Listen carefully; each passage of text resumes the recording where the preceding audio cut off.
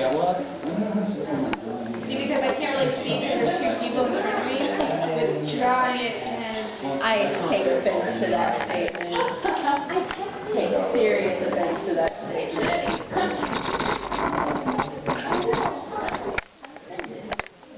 All surrounded by things. I think you're doing a person with 11 heads.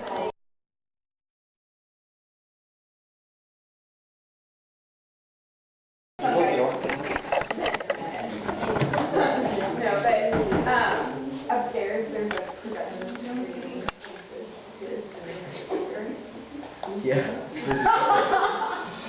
Not it. But yeah, I think upstairs you can tell. Oh, I don't know. Are you kidding me? Come on in. To the second speakeasy that we are putting on. For right now, can you guys like make sure that your phones are off and stuff like that? The people that are going to be up here are going to want to share in their soul. So I don't want that really interrupted by like lean back or anything like that. So yeah, throughout this, the plan is that we're going to go like 6 or 7 slots, take a smoke break. After that, come back after like 10 minutes, something like that. So this is Daniel. He's going to be doing the first one with me. My name is Alex, for those of you that don't know me. But he's going to be doing people products, so I'll just let him take it away whenever he wants to. All right. Thank you for coming. Bracing myself behind bars beneath train tracks, trembling from vivid vibrations of a distant dark monster came of consumption. I lit a loose cigarette, the last in the pack, put it back in my bare pocket, pandering to the change of junkies searching insatiably for a fix I can't fix, the market's fixed. Crack-faced conspiracy theorists crammed past cops I paid off with time clocks, clicking, ticking time bombs, bombarding blank egos, bleak byproducts situated by society, commoditized for corporate concerns so that passion burned the last loving light of a soul that might bear beauty bright in this world but was only shown work. With parents patterned to implement pathological complacency with status quo quotas, quoting Reagan instead of Rimbaud.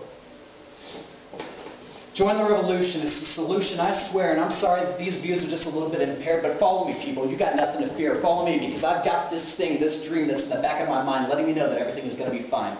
But it's not fine, not yet. And I regret to inform you that you'll have to conform to the way of thinking that maybe our fathers thought wrong.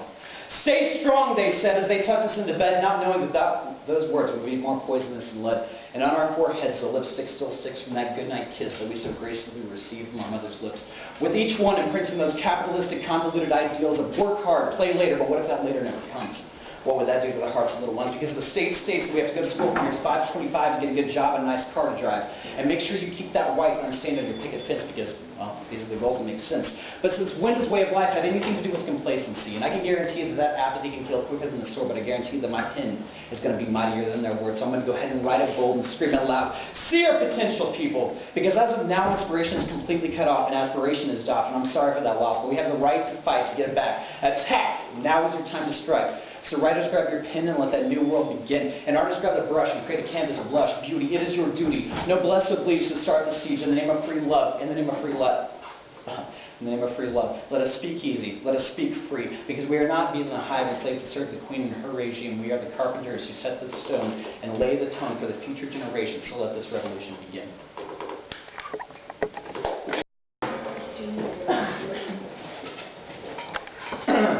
That was Alex Isaac. Here's Daniel for you. Come on in.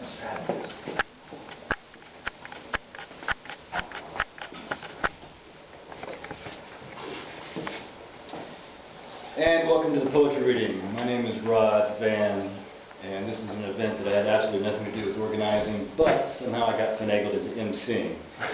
And I'm happy because mainly that allows me to use the word finagle. In honor of this event, I decided to dig up some of my deceased poetry to share with you, but after digging through the graveyard of a few journals, I realized my old poems were so heartbreaking, so gut-wrenching, so full of genius. Sun, moon, empty galaxies, sex, drool, and rabbit sweet rolls.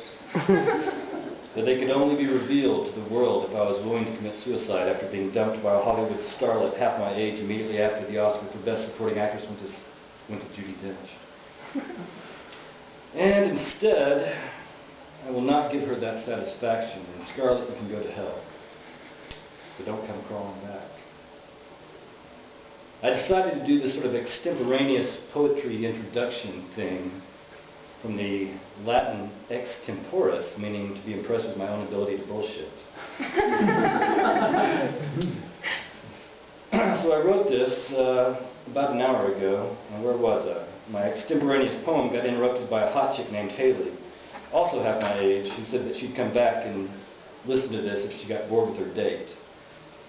Haley, are you here? Oh well. Anyway, she gave me her number, so that's okay. On second thought, I think that I will read a poem that I did publish under my pseudonym, Charles Bukowski. This is titled Poetry Readings. Poetry readings have to be some of the saddest damn things ever.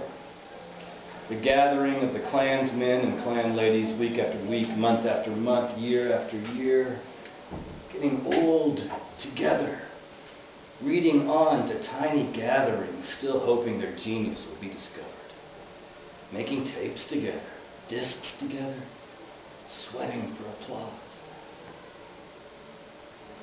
No applause. They read basically to and for each other. They can't find a New York publisher or one within miles, but they read on and on and on in the poetry holes of America. Never daunted, never considering the possibility that their talent might be thin, might be almost invisible. They read on and on and on before their mothers, their sisters, their husbands, their wives, their friends, the other poets, and a handful of idiots who have wandered in from nowhere. I'm ashamed for them. I'm ashamed they have to bolster each other. I'm ashamed for their lisping egos, their lack of guts. If these are our creators, please, please give me something else.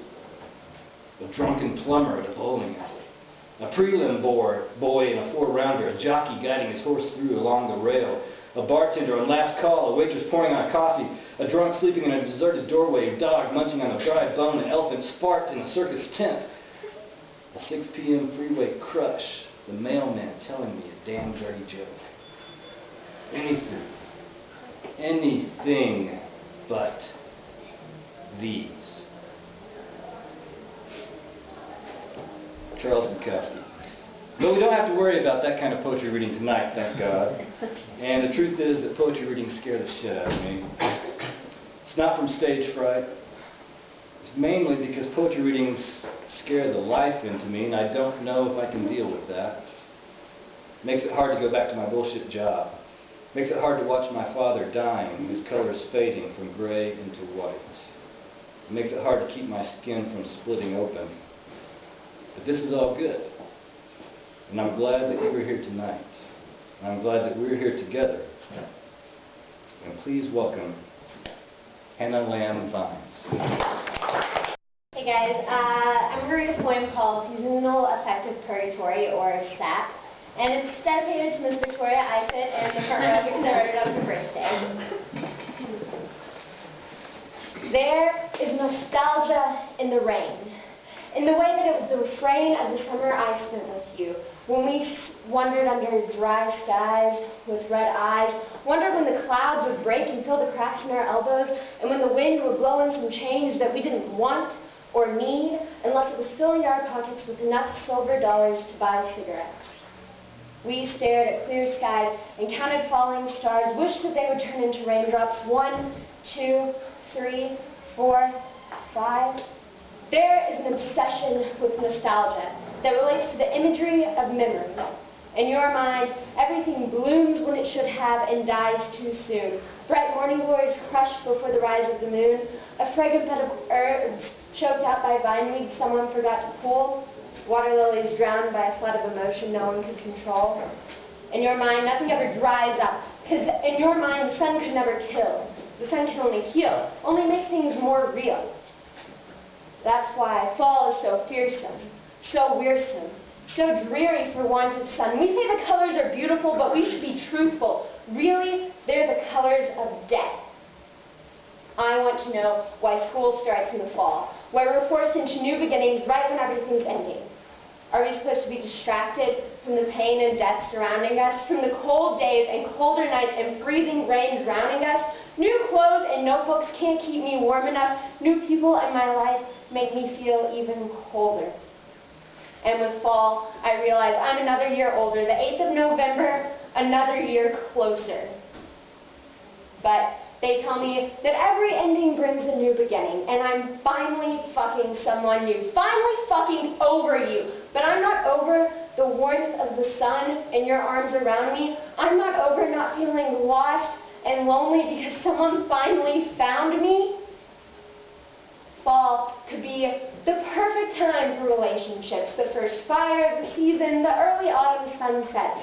Fall could be terribly romantic too. If you're not too busy or just ready to be through. But I guess it feels like fall has skipped itself, gone straight to winter, even though the trees still have leaves. But I don't have cigarettes or a lighter or your love left, and I'm left waiting for the new beginning that this ending is supposed to bring. I'm stuck in the middle, waiting for spring.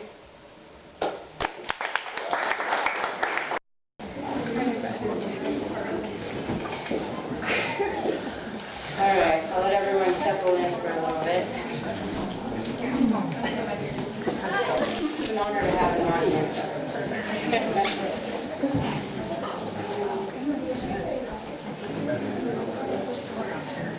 Okay, so there's just an understanding of no cliches that, since this is Veterans Day and we welcome and celebrate every veteran.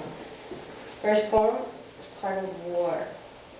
We filed our papers away in greens that hot summer day. Couldn't argue against time. Our mothers and fathers, only children left to play serene. That's not what clothesline wives carried, but children of children to grow up. Favoring lost seeds, which fancy-painted women, carried with us through, each day, from what was written in lines of favors left in mail letters, a chain with empty bedside chocolate boxes.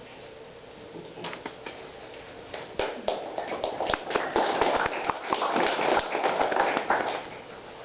Sulfur lit up the skyline. Sitting on the edge of a fire escape, mind lapses to the borderline sea of sprayed lights that twinkle and clamor for a spotlight on furrowed skyline. Our ground rumble to its warm roar, within cool evening breeze of snowy, ashy sulfur, flicking against a dry sunset hull, about ready to pull its final curtain. A loud call centered around rhythm, relay time, agreed dials, of centipede for burrowed neighbor, an owl to screech again.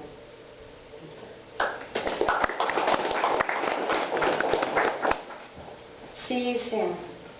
All that was written across the sky from an airplane, adrift as clouds rolled, fell, like mist, out and off of a sea, walking short sands, long, while winds wrapped around all sundials that pointed east heavily, greased with a note carried fast upon tides of leaves sprinkled as glitter, on top of dusted wheels, which stated plainly, come and greet me.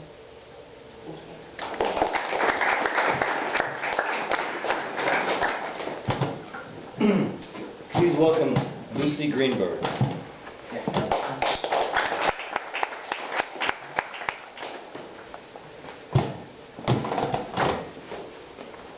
Hey guys, I'm going to be reading a poem that I wrote called Horizon Set.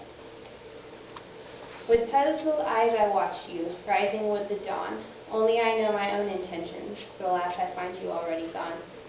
Your heart is a vessel my mind is unable to comprehend. Embraced within my yearning, I find my own heart unable to mend.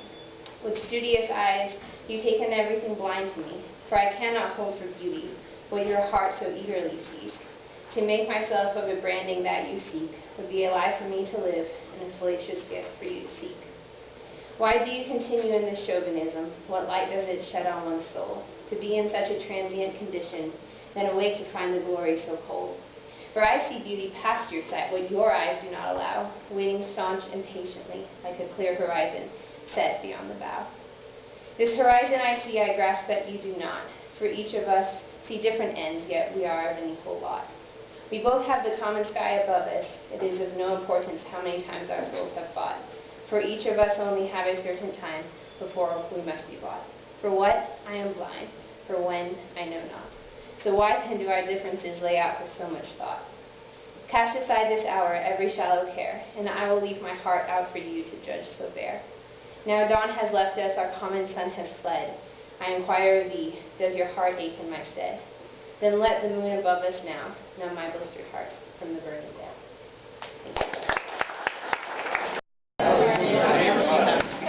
No, I haven't. Okay. It's actually pretty funny. I'm not sure.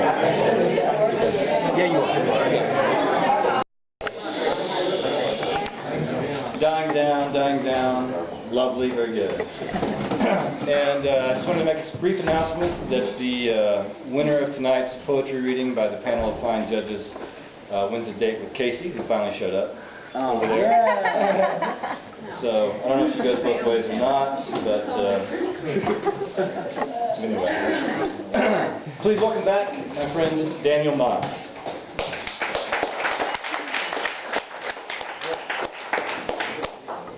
This is called rhythm. We have different ways of feeling, different ways and moods, these things which are the foundational essence of our presence in and presence to, which is to say that comportment of being in the world lies in caring, and caring's a way, a directedness towards. It's the feeling and passion you can't find in words, but you feel it in tempo, in time, and in two.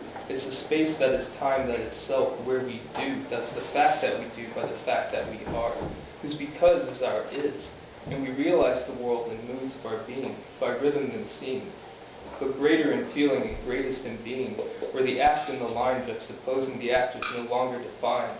When the in of our being, what's the is of the presence, that's the what of the here-nows and there-thens, where there-ins, where-whence, find friends and symptoms of rhythms and notions through motions, who dry out an ocean so to leave left a pond, since it's simpler to study something small but respond that they've severed the bond of your being in for being by, and seceding from self to make other and I, and mere unmitigated moral disasters encountered and bowed to and bought by the fear of ephemeral fates facing finitude where fate's far from feeling, founding all the fucking and freedom and beauty before and behind us. So let me remind us that we will break boundaries if boundaries bind us, and gaze on the God rays and welcome the blindness that follows, so never revise or rewind us, for beauty's a reckoning, returning to God in acceptance and presence, of self's being in, that's of self being as, but be thankful for beauty that can bury your breath, and eliminate all the artificial lines left that divide and distort, and reduce whole to part, forgetting mood is the heart, and feeling is first, so feeling is good.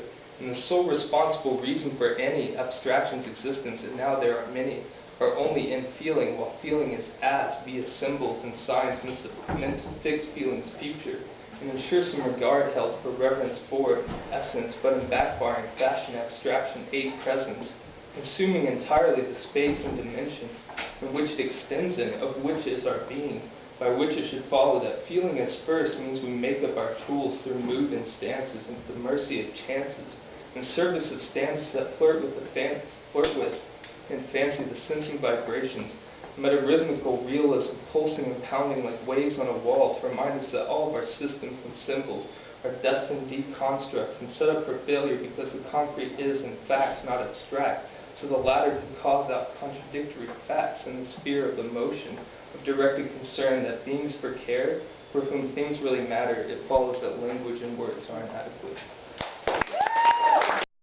Alexander Isaac.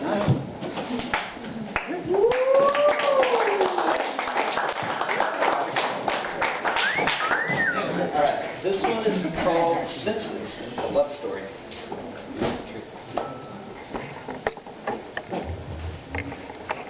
Dude, thank you all for showing up. This is fucking amazing right now. I never thought that it would be this many people. It's awesome. Right.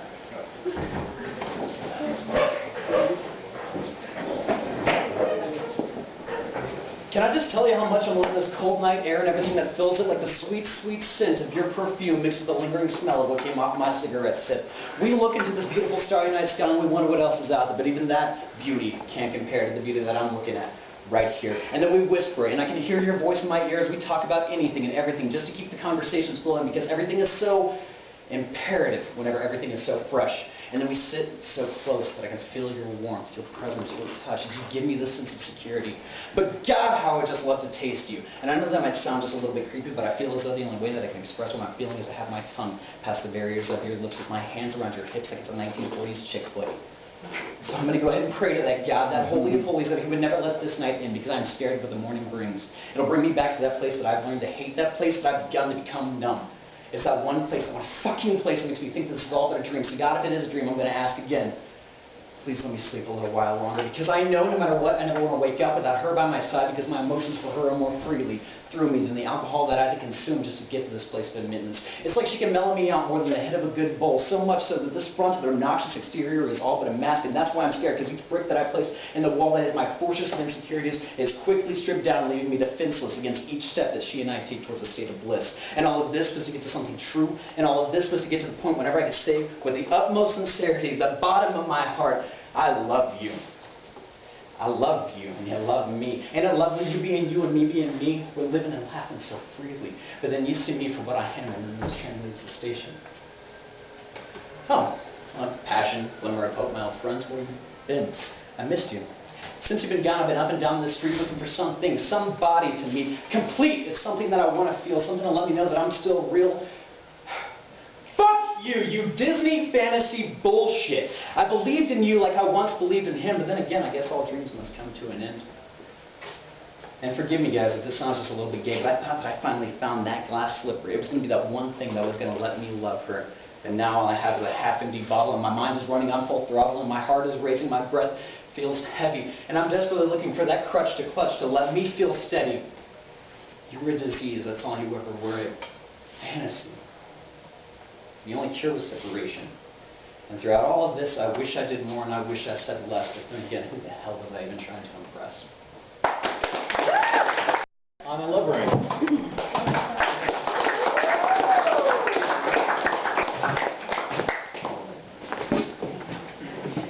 Heard a voice, picked up a stake that summer morning, and started walking the pavement, which sounded like a clock ticking, as I held it along a scraped-up fence, long and lean. A shadow followed, peeked in between each open window until I remembered stumbling upon a bottle with a ship built inside. And I, noteworthy captain, who could figure, out and deliver our shore to her sea. Without night, alone and empty, he was unable to breathe. So now at dusk, shells carried your voice. Thank you.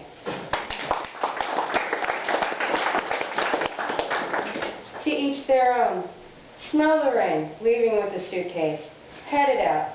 Strange winds collapsed in buckets of tin, swirling a funnel deep into a midnight blue, drain highlighted from clear patterned drops, running up a praying mantis hand. Thank you.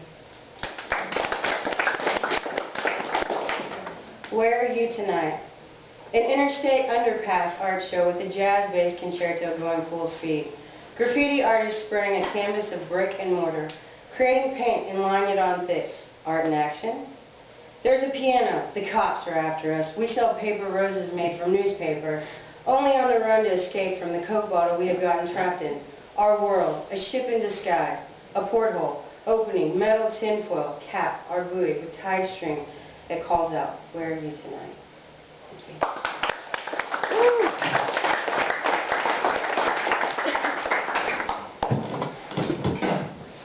Please welcome Chris Brooks.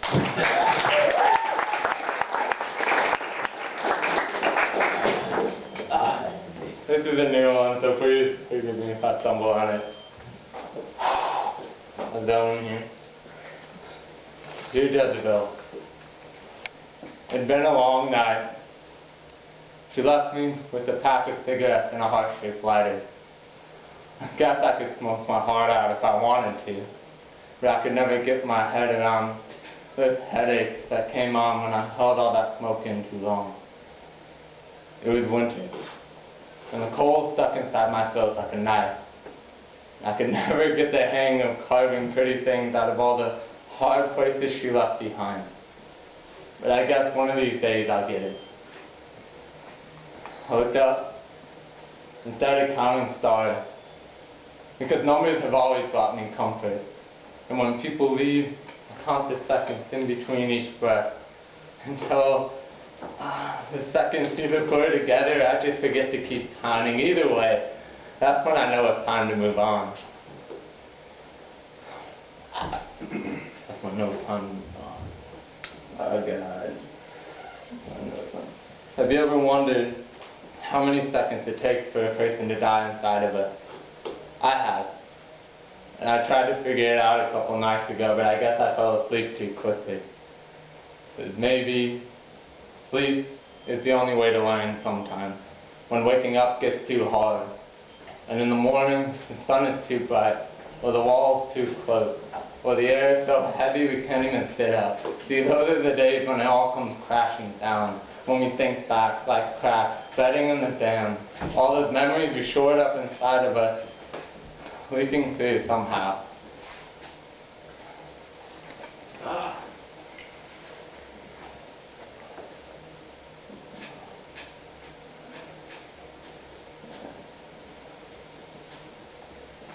I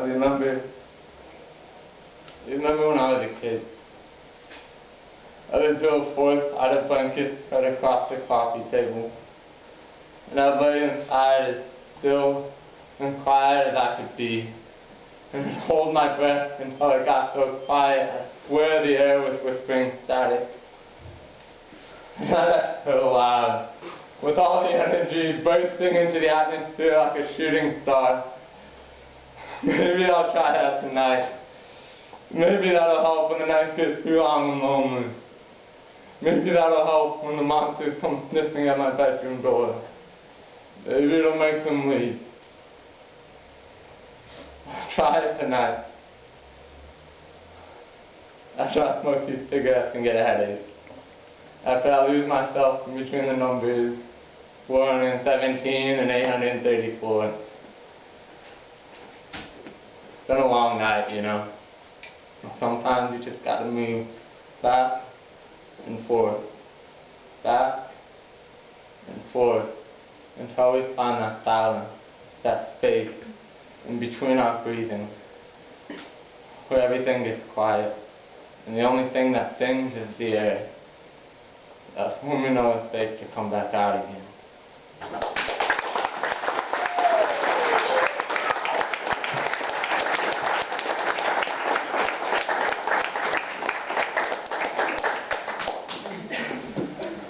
Preston and Kelly.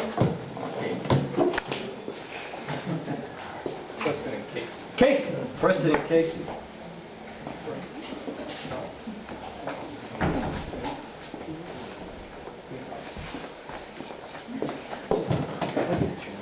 Absolutely.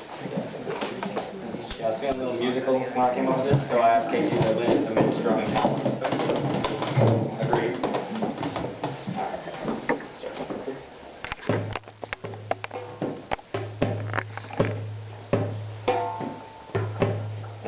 Long night, newly boiled and clean, presiding over the encrusted casualties of southwestern scuffles. Tired sailors in hanging nets, hungry nets, casting in a dry riverbed, far, far from the waves that might have once carried them home. But it's no use proselytizing with me, no. I'm busy dividing my time between some things I can and most I cannot see. Internationally, you're no more universal than so much in rehearsal in the rain, expressing its claim to aim to or from the masses. Something about classes being classes. I didn't stop to listen. I won't the next day.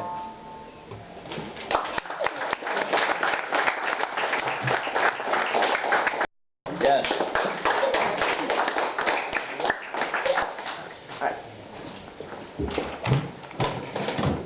This poem is called Love Song, Suicide Bomb, and it opens with a quote by T.S. Eliot, which reads, "Let us go then, you and I, when evening is spread out against the sky like a patient etherized upon a table. As the insomniac dreads the night, so does the city grow petrified of being what it is, needing what it needs. Take the bridges we managed, despite downpour and detour, to let burn. An animal emotion stays asymmetrical. This was me trying to get even with history. Carbon footprints all the way down. The metropolized skyline, like a girl, by definition interrupted by the politics of entrance, essence askance, warship lands.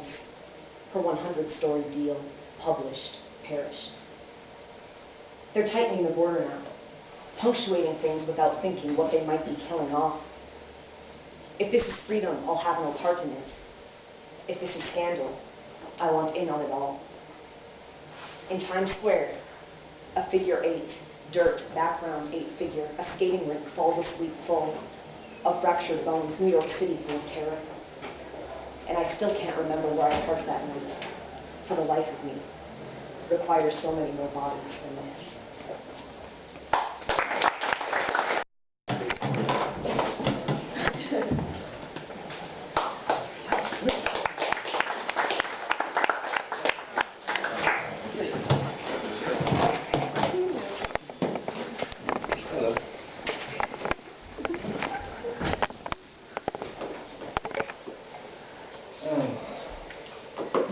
This poem starts by a stolen line too. This is Charles Ray. All forms of landscape are autobiographical. Charles Ray. The harshest winter I ever saw was atop a poor mountain, and a mill-cut farmhouse sunk above a trickling creek bank beside a gravel road. He had left when Joni's summer grass turned brown, floating down through autumn's flame because quiet mountains whispered too much solitude.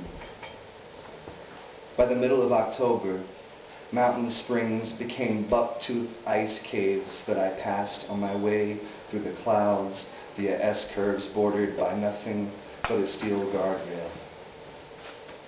I drove alone, piloting a 21-year-old Volvo with balding tires and a missing headliner. We planned better, with your four-wheel drive stuffed with blankets and drums, as we imagined God or something else in the mud-swollen grass and wind-cooked trees. By November, the only way to slip through the thick cloud of snow home was to follow iced-over tire tracks with my head pressed to the windshield and hope the last traveler didn't arc their pickup over the edge into the splintering pine. All winter, the creaky 10-player wide picking porch stayed frozen wet. Like some forgotten bluegrass dollhouse left out in the yard, sometimes I would sit there, alone, choking on kerosene as numb fingers fumbled across the weathered bronze cords. My deep-bellied breath mixed with fog and pipe smoke and song into the moonlit white. I often wondered how far the sound would travel, if somehow my clumsy noise could be trapped there in that holler like a memory.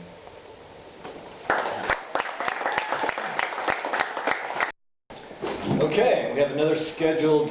No, let's keep this going. Okay, Yeah. scratch that. Not to mention that, like, every slide is filled up, so they're a lot quicker than normal. Yeah, it's going good and it's going fast.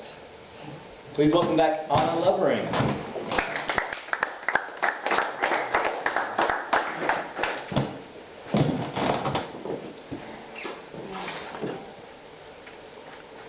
Garden.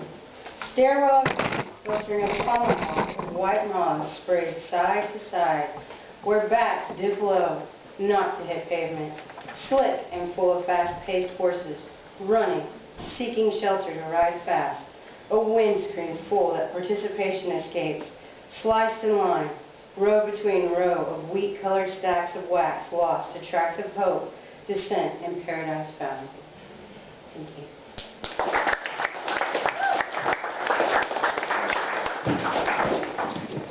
Welcome back, Alexander Isaac.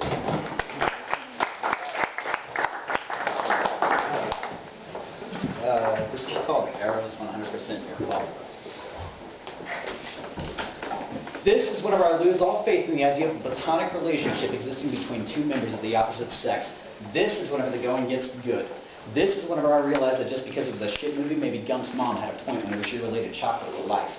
Life is like a box of chocolates. You never know what you're going to get. The chocolate that I got was pretty damn good, though. It came with a bunch of masochistic torment. As still a frame image of you instilled in my mind from the night that we blundered under a bundle of blankets while sharing each other. And that kind of imagery seeps in with each girl that I see. You see, some of them have your hair. Some of them have your skin, some of them have your voice, and some even have, and this is a feat, some even have your eyes. Then I begin to compromise my situation, try to fit them all together like tiny little puzzle pieces in an attempt to create the ultimate picture of beauty that is your unforgettable figure. But even that doesn't scratch the surface. That doesn't even come close to embodying the greatness that you are, because you put the bar that fucking high. I'm not upset about it. You gave me standards. I thank you for that. I also want to thank Lewis for putting love into 4 separate categories so that I could better understand the evolutionary process that is the essence of a relationship. And I wish that I could take the 4 different types of relationships and stick them to the framing of a revolving door so that it would be a smoother transition whenever we close the door on agape and open up the door to whatever the fuck this mess of emotions is that we obtain through that fateful kiss. And I still remember how your lips tasted sweeter than nectar. And I still remember how you looked a lot better in my sweater. But baby, that sweater would look a lot better on my bedroom floor. Am I right, fellas? I still remember my fingers as they pioneered with the strands of your hair, all the while I was wondering if you were pondering the potentials and the possibilities of you and I having a life together. I had to apologize for my cynicism because for years, to me, love was like farting in a bathtub. You think it's a good idea at the time, so you let it happen. And the bubbles feel cool, it looks cool, it is cool until shit hits the surface. That stench that lingers in the air, burns your nostrils, fills your lungs, and makes you regret every decision you've ever made.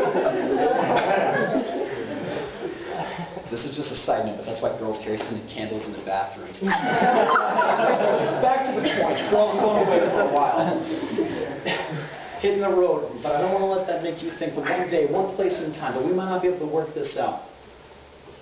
Don't take that as I'm going to wait for you because you got a life to live, and so do I. Just know if that hypothetical serendipitous circumstance ever comes, it'd be my pleasure to ask you to dinner.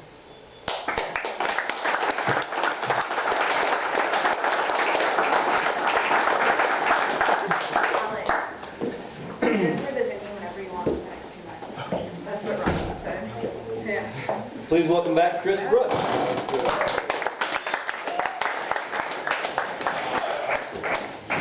Okay, do you guys want to get serious and personal with me? Yeah. I have to hear you. I'm hearing impaired. You have to speak louder. Yeah! Okay. When I say repeat after me, you have to repeat after me. Deal?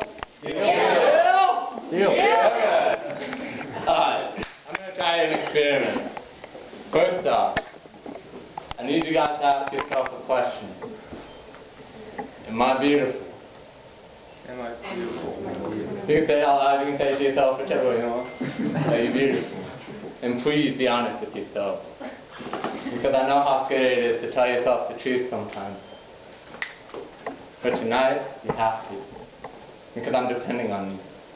Because you should be depending on me. Because the future of hope, beauty, desire, and love depend on you being honest with yourself right now. Are you beautiful? Because how long does it take for us to tell ourselves we're beautiful until we begin to realize it, before we begin to believe ourselves? And girls, how long will you let that boy take off your clothes and call you dirty names before you realize that all he wants from you is your body? And you're worth so much more than that.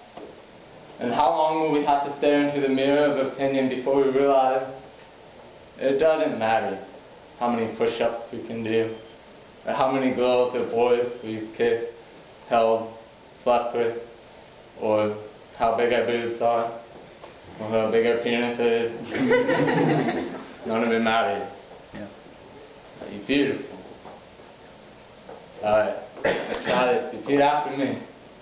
I am beautiful. Alright, a little louder. I am beautiful. I am beautiful.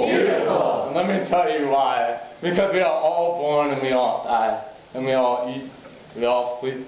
We all piss. We all poop. PG-13 in there. I'm sorry, Alex. That's not a pleasure with you. And we all dance. We all sing. Some of us sing beautiful songs. Some of us sing not so beautiful songs. We all smile. We all laugh. We all frown. We all hurt. We all do things we don't want to do. We all kiss. We all hold hands. We all say hurtful things to each other. We all apologize for saying that thing. Then we kiss, make up, and say we'll never leave, and then sometimes we leave anyway. And we cry when those people leave. And we paint things to put our feelings into pictures. We write poems to put our feelings into words. We dance to keep all that motion spinning, because the world will never stop, so why should we, as long as we're happy? And let me tell you, the most important thing above all this madness and chaos and spinning, the one thing that makes you worth everything you'll ever want or everything you'll ever need or desire, is this: we love, and we are loved. So repeat after me. I am beautiful. I am beautiful. And that's all the truth you'll ever need.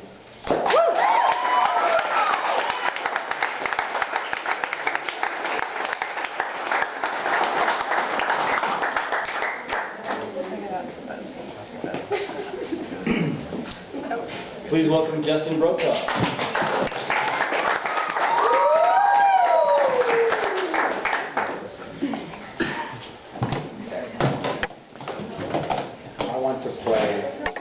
Lift you by your neck and throw you across my shoulders. I know where to stick my cables. I know how to phase your tones, make your amp tube scream. It's all on the package. I know your frets, each laid in pearl like a necklace down your throat. Show me where to stick my fingers. I want to make you moan. I can hammer on, pull off, bend you into vibrato, and stroke you like a pro. I know where to pluck, to shake you slowly, but I want you to squeal. I want more tone, more volume, more control, so I twist your knobs and switch your channels. We are jamming out.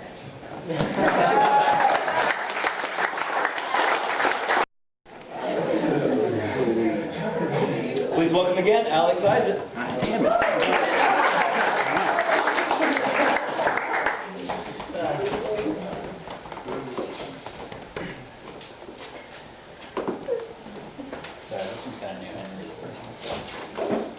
Where is my mind? I'm stuck between this birdhouse and boombox, and it plays loud like shrouded darkness over my head, like the rain clouds that never left. And the precipitation comes, and each drop drops on skin, which is meant for a different types of substance. Substance so pure and form that lust dilutes love, and ecstasy turns into yet another drug, which I knowingly will abuse.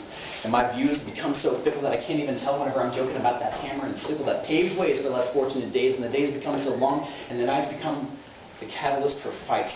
So I fight to end the night by a comatose, so dose at the end, because I don't want to feel any ways of disconnect. And this inept, childlike mind springs like quick current streams, words of arid insults and questions of folly, such as, could you ever lose the love that you've already lost and replace me in your broken heart? Because I want to be your symphony, not just a couple fucking strings that you would play. And I promise that I'm not that bad whenever I'm not going mad at the idea that maybe I did this to us. I set a fire to Rome and I put a knife against our throat, and with our dying breath I choked out the words, it is too late. This is fidelity, and for that I'm so sorry. A.Lovering.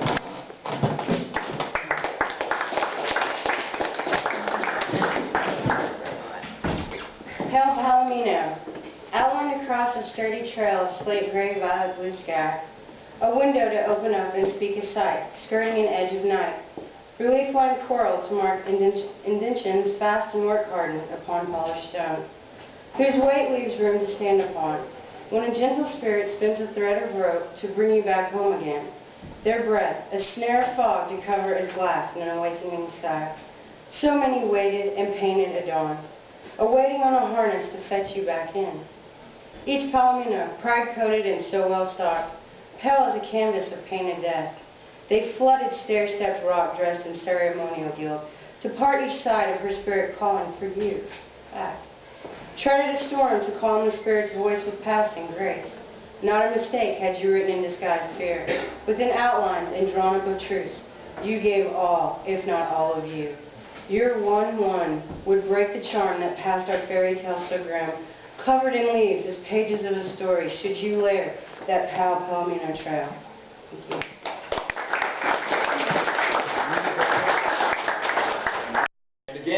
Moss. Yeah.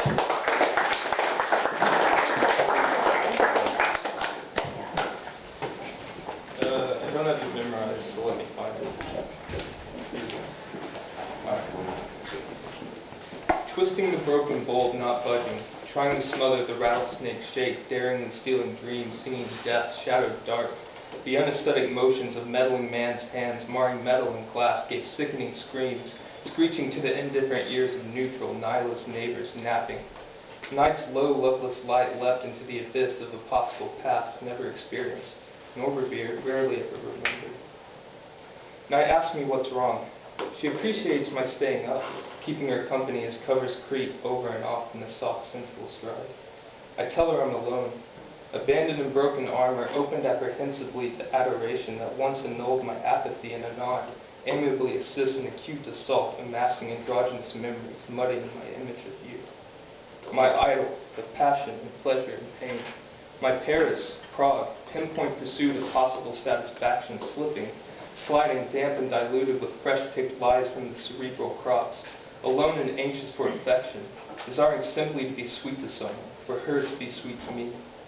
I need her here, and not here. My body lived loved by her light, but my heart's holocaust happened by her hands. My lovable leery literary. We know we wasted nothing. The story's over, but evening eagerly lingers, longing, craving and crying for closure. Thank you. Now, Amanda.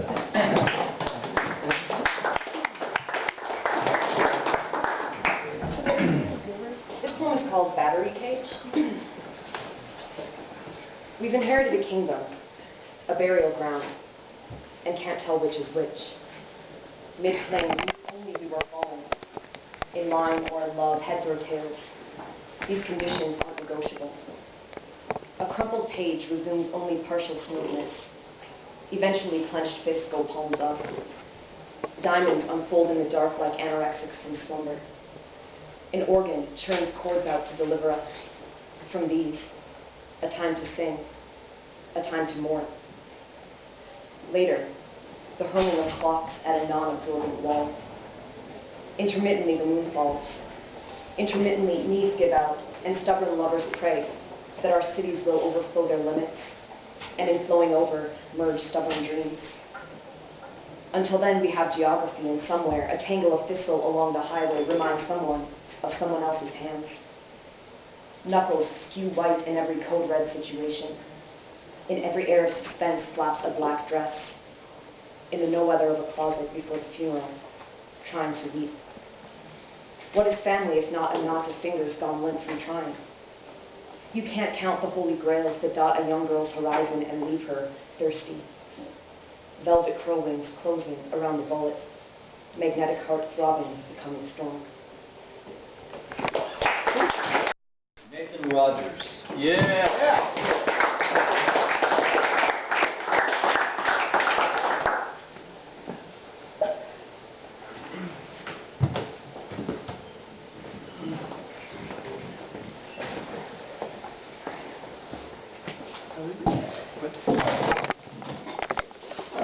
I have one poem for you all. It's entitled Good.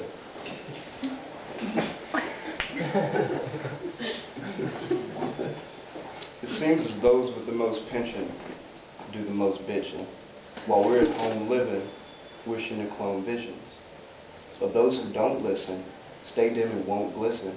No sisters, no misters, just lots of pole fixers, stealers and dope dealers, on the low killers, who own buildings, own women, and own children.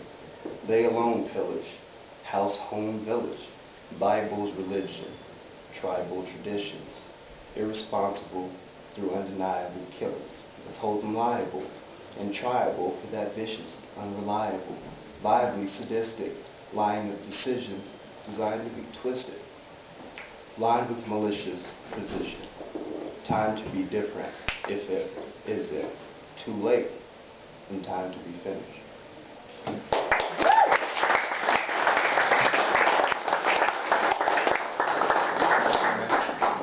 Something that might want to... Is there any... May? Yeah? No? No? All right, cool. All right, okay. Well, hey, Organized freestyle? If you guys want to. Yeah. Do it. Casey could drop in. Can I go? Good, yeah. let's Yes, go. you can. Good.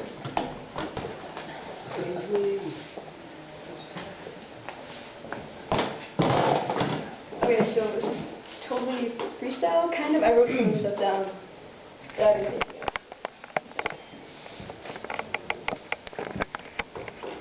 I wonder why you're all here tonight. Stagnant minds pretending to roar through life. Paper in here turning to soul and running down our chins through our throats, hoping to pour into your hearts. I just wondered about 10 minutes ago, about staring into eyes, how we're all starting to fear it every day. And if eyes are the window to the soul, then are people starting to fear their souls? I want to say words that free your minds, minds that have become afraid. There's so many contradictions these days that there are days I just stop thinking. There are days that I was once told God was this feeling that fills you, and I felt Him, and it was this roaring passion. And you sing for Him, and you're told that Jesus is the Son of God, and then I come here. I'm told that Jesus is just an amazing person. He could have just been this guy that thought, oh, I'm the Son of God, and it was fake. You're told it's all fake, even though you still have that feeling. And you cry out to hear His words again, and it's gone. And then you're left here. You left here, and you ask questions. You start to question everything you ever believed. Are my parents right? Did they tell me to go here? And it's this place where I am. Is it even where I'm supposed to be? You ask your parents, Mommy, Daddy. You said the Tooth Fairy was real. You said Santa Claus was real. You said Snow White and all these tales were real, and you believed them when you were little.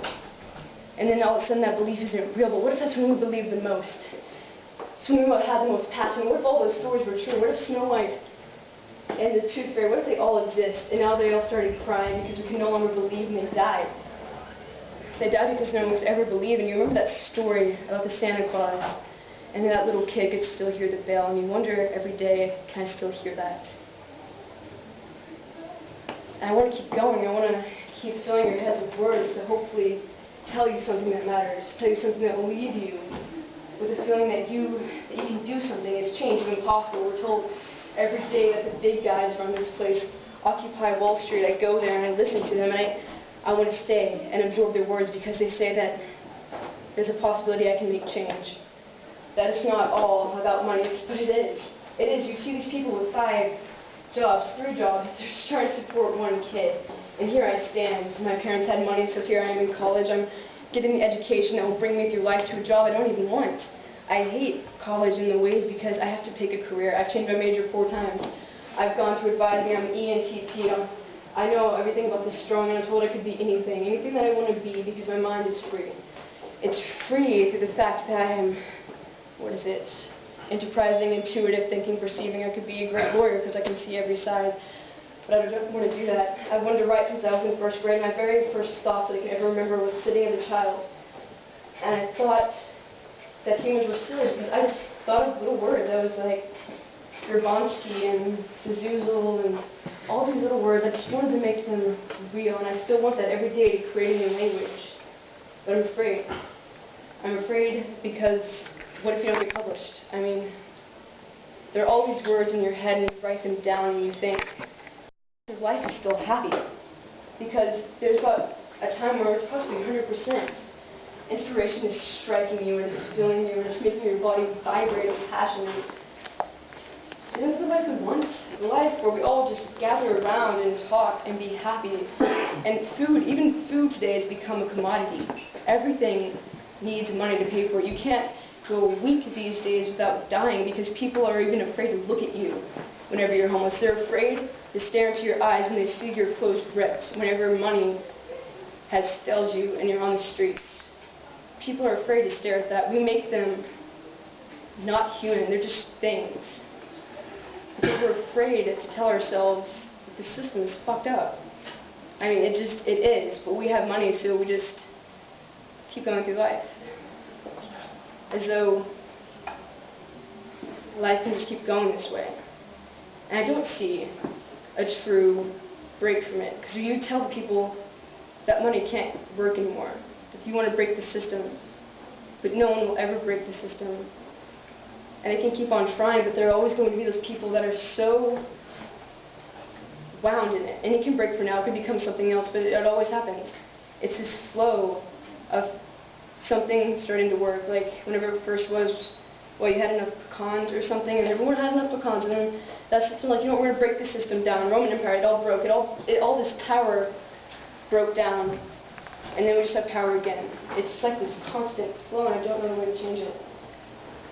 But maybe you can. I needed it in this inspiring words, right? Like, you know, what's inspiring is that we're all here. We can all talk to each other. And that's like the most amazing thing in the world, that we can all use our words and feel each other, and we can still talk about this. Whatever created us, whatever created this entire place of thought and mind, it gave us the ability to talk to one another. And so, let's talk. No, Alex, I'll go.